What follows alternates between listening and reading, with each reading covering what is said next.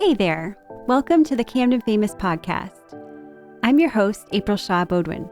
Whether you're a local, a seasonal visitor, or just curious about Mid-Coast Maine, you're in the right spot. We dive into the stories behind the must-visit places, from cozy eateries and unique shops to can't-miss attractions. For more insights and to join our community, check out our website at camdenfamous.com or follow us on Instagram at camdenfamous. Let's explore the best of Mid-Coast Maine together.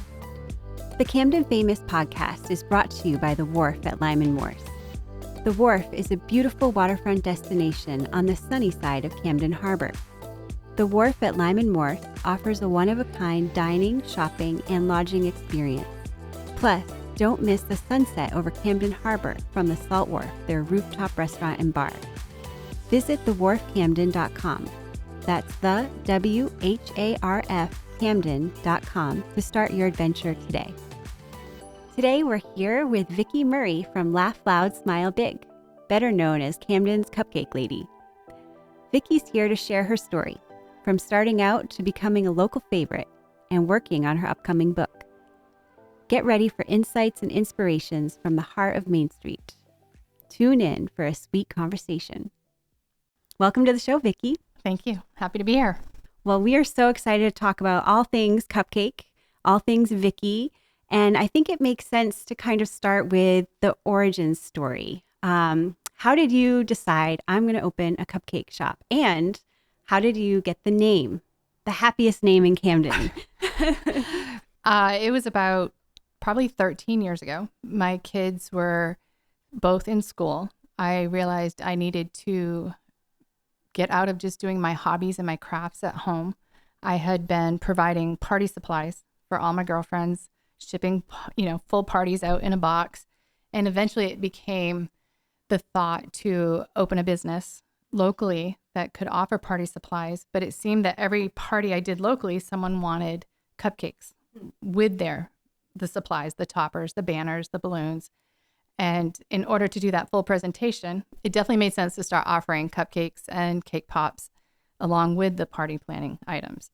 I had a girls' weekend to Charlotte, North Carolina about that same time. And sitting there, we had lunch, had a few drinks, and looked over and saw a cupcake party supply shop. Ooh. And we visited it. I loved every aspect of it and came home ready to do the exact same thing.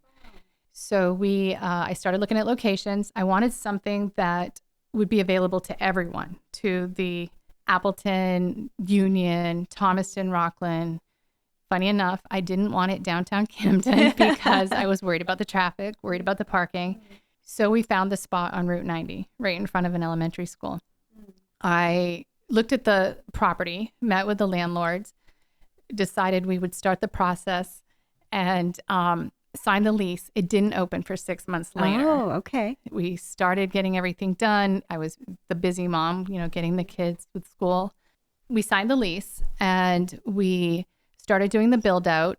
I had a few changes with partners for a few weeks here and there and decided I was going at it on my own. And cupcakes would be on the bar daily and party supplies on the wall. That lasted for 10 years in that location. And then we made the change to Main Street. Do you remember the first cupcake that you made and put on the counter? Yeah, it's still the most popular. Is it? Was the white raspberry. White raspberry. I've had it and it is delicious. I love that one. Do you remember how many different cupcakes you put out that first week? It's funny. Yeah, very, very minimal amount. But it is still, to this day, the 5 that are the most popular were the raspberry, the chocolate peanut butter, the salted caramel, the lemon curd, and the white and chocolate. And they've been on the bar for 12 years. Wow. Every day. That's amazing. And you nailed it right out the gate. Something worked. Anytime we tried to pull those off the bar, people would come in requesting them. So we just thought, okay, they're the mainstays, and then we add to it daily. It's so yummy. It's making me hungry. Can you share where the name came from? Yes. My daughter, it was her 7th birthday. We were at home in the evening. In the beginning, with all of this that I miss saying, I started a party blog. That was the thing back then, and people were blogging. And so I would share pictures of the parties I had set up. somehow that is how the cupcakes fit in as well, because the presentation was better for my blog. I sometimes would make cupcakes at home and they'd be tossed the next day, but it was good pictures.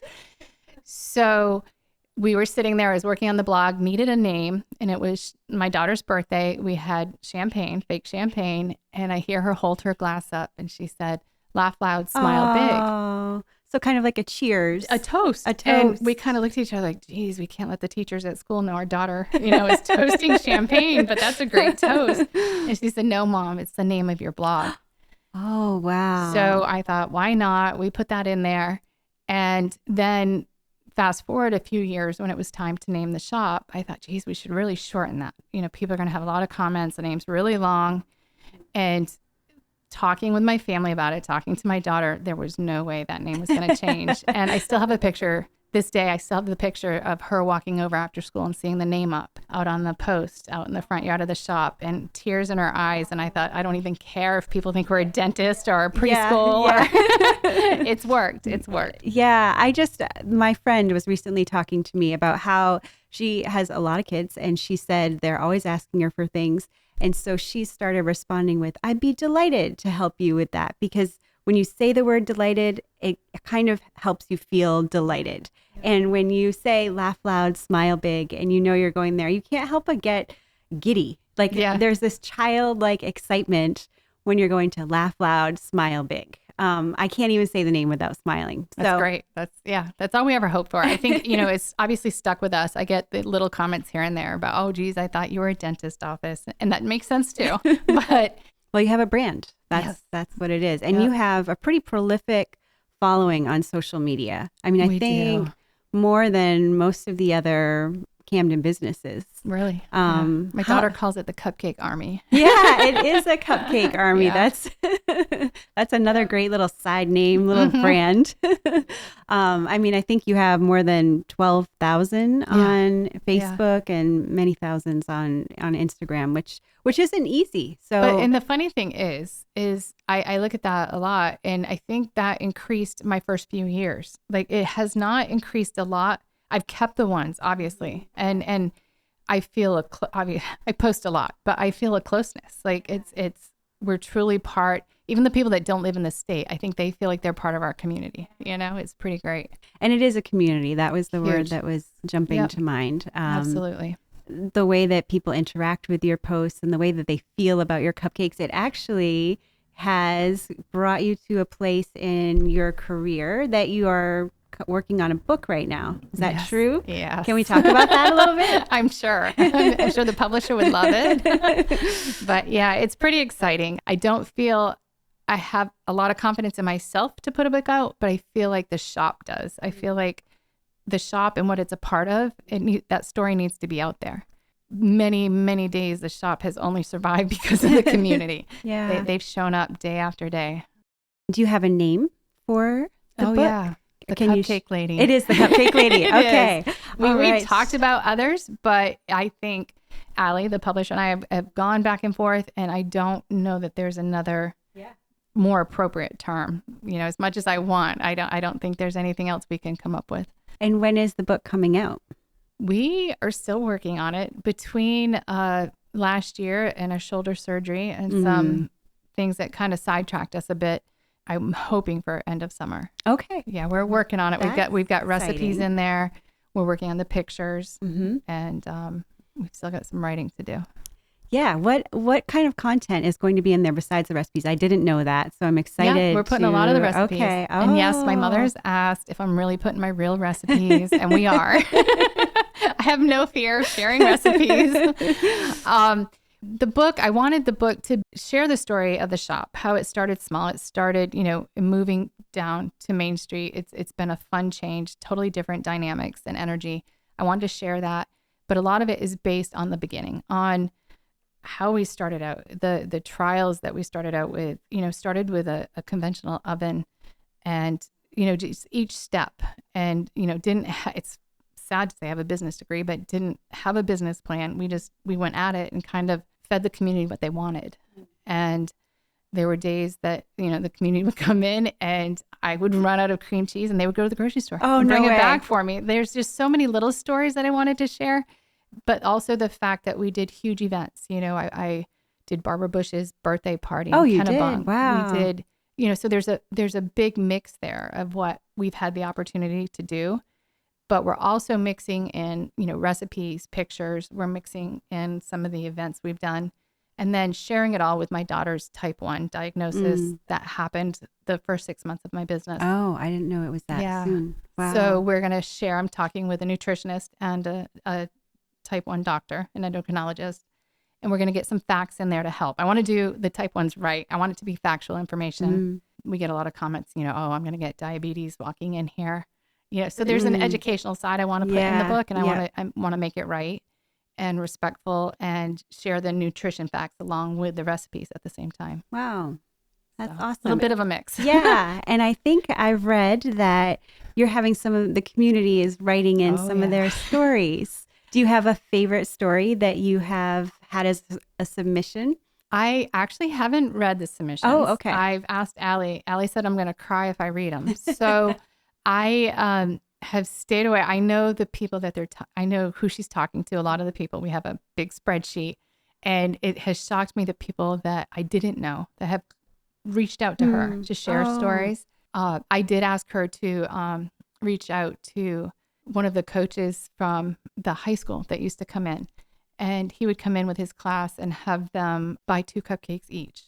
And the whole point was to go back to the high school, sit down in the cafe with a stranger, share a cupcake. No way. And share conversation. And it just floored me. Like when he walked in, I still remember like 10 years ago, and I'd been in business a couple of years, and he walked in and shared that concept, what he was doing. They're coming in, they're going to get 2 cupcakes each. I'm paying for this. Oh, wow. It's not, not expected. He got it. Like he got what the cupcake was all about, just a little distraction in life. And it was a conversation starter. Yeah. It's an icebreaker. Yeah. It's an icebreaker and a connection maker. Yes. So that's beautiful to have that be part of your story. Yeah, it was really great. I love that people are not being solicited and they still want to share. Well, that's what when she called me and told me the number, she said, "Do you want me to share something?" I'm like, no, I want to be surprised. I think it'll be fun to read it. That's great. So everybody's going to be excited and a little bit surprised, including you when the book comes out. Yes. I am so curious, when you said you catered Barbara Bush's function, how did you get her 90th birthday? Her 90th birthday. Yeah. Wow. How did you get the exposure? Was someone coming through? Actually Bettina from Cellar Door. Yep. She was one of the first people that had probably faith in me when she shouldn't have. She came in when they had a tasting room by our old shop and purchased some cupcakes, came back and ordered thousands for one of their events from the early events that she had done. And from that point, we were asked to do the cupcakes, and it was Barbara Bush's 90th, and she has the reading literacy programs. And so we did little books on top of the cupcakes and delivered them to Kennebunk. So it was pretty great to have 3 presidents that were in attendance. Wow. It was a fun experience. That's so exciting.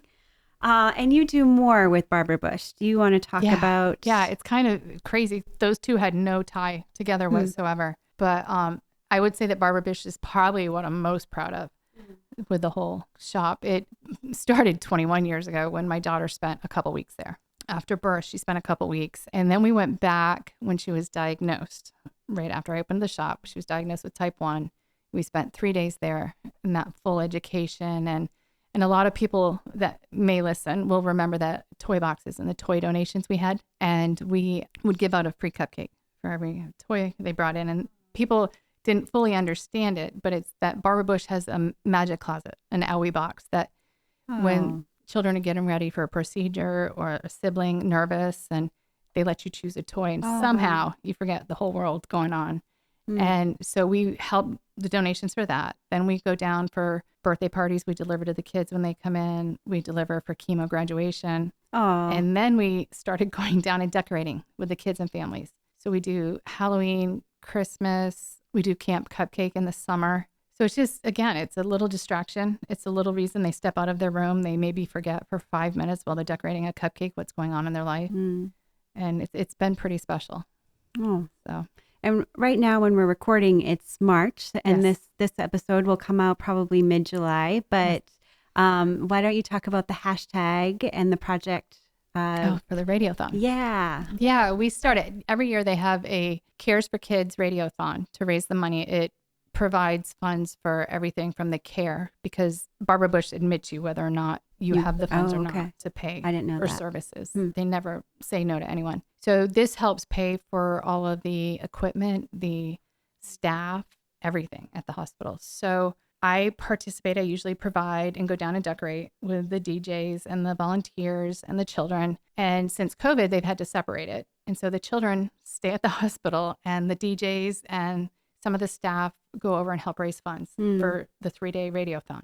And I always donate cupcakes or treats to each group. This year it became an interactive project, which was fun. The theme this year was tie-dye. I made cookies, t-shirt cookies, and iced them white, and children can paint with edible paint palettes.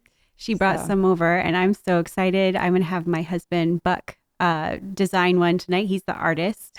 I can't wait to see the results. Yeah, we're going to do a post on it, but we'll be adding the hashtag. And if anybody who's listening wants to go look it up, that hashtag is BBCH, Brave, Bright, and Bold. And everyone can look at all of the creations. And at that point in July, you'll have all of the patients will be doing them, the doctors, the staff, DJs, everyone.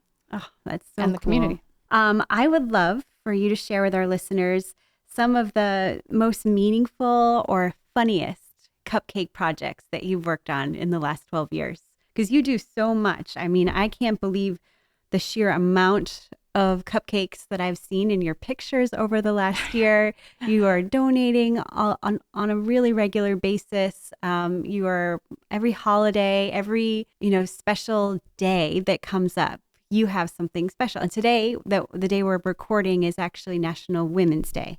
And Vicki brought me a beautiful iced cupcake. It's the lavender haze, as Hannaford has named it. And I will be sharing a picture later, and I can't wait to eat it. So I know that you have had some funny requests, and I know you've also had some meaningful requests, like what you've just been sharing about with Barbara Bush. What is the funniest cupcake you've ever been asked to design? I don't know. And it's probably not funny. It's probably just the poop ones. When that was the big emoji ones that were out for, and we dreaded that every time we did those cupcakes. You'd never use a round tip with chocolate frosting. And when people were requesting that, but it's crazy because, like you're saying, I look back at the pictures and I think, wow, we did that. Like, if this was not my business, I'd want it to be. But the projects we've been a part of, and I think it's really special when you know how meaningful some of the celebrations are. When someone asks me to do something and I know it might be one of their last celebrations, or someone that might not have had that treat of cupcakes, or, my staff does joke. They cut me off sometimes from giving away because I do need to pay the electric bill. But I think it's really a treat, when people do something giving like that, and it's a surprise when the kindness is. So I think a lot of projects are that if I know someone, maybe it's really a stretch for them getting a gourmet cupcake for, it's nice to surprise them when they come in, and it's a nice little giveaway. Or I'm meeting someone on Monday when I'm closed because his wife has never had cupcakes and really wants them. So those are the ones that are special, the unexpected ones. That's awesome. You do some stuff with Lucky Betty's. Oh, you've done the Pride. Yeah, you did the Pride cupcakes last June. I knew she had to have some color. I'm not that she doesn't have color, but I thought that was going to be fun to offer up the bright colored cupcakes. Yeah. And the other thing Vicki does is we have expos at the Samoset for the chamber events. And so I think a lot of the local businesses contact Vicki and ask her to make custom designs. And do you do cookies as well? We do. You do cookies? We do a lot of logo and business cookies. Okay. And I need to get some Camden Famous. I need to put those on order soon. Yes. But that's also really neat that people might not necessarily know. Right. And it's kind of been, we do a lot with them. We do a lot with the banks in town. I've had huge orders with banks with all the logo cookies. They sometimes do the cake pops with their logo on it. So, and we ship out a lot of logo cookies. So we're often referring out the custom cookies and focusing on the cupcakes and the more streamlined. But I said I'm just going to, stay in my lane for the summer. Yeah. And kind of do our thing. And I think it's working. So And Vicki was telling me before we started with the podcast today, this summer they are going to be open 7 days a week. In the past, you may have been coming through town and you missed the window that you could stop in and grab a cupcake. But that's not going to be the case this summer. So That's right. make We don't sure want to you miss that. stop in and try one of the cupcakes. What is the strangest flavor cupcake you think you've ever made? Have you had a I think request? the strangest and the worst was the Bloody Mary one. A Bloody Mary That cupcake. just did not make. I can taste it now. You can taste It was a rough one. It was a request when we were doing a bunch of fun brunchy cupcakes, and it was a fail, big fail. It was the worst. Has anyone ever asked you to make a certain type of cupcake and you're like, that's not going to taste good, and then you're surprised and it is a hit? I think probably the Elvis one surprised us. The peanut butter, banana, bacon, chocolate. Bacon. Oh, Yeah, wow. That one, when people were requesting that, we were trying to come up with some different ones. I didn't think that would work, but that was very popular, and it was actually good. It sounds delicious.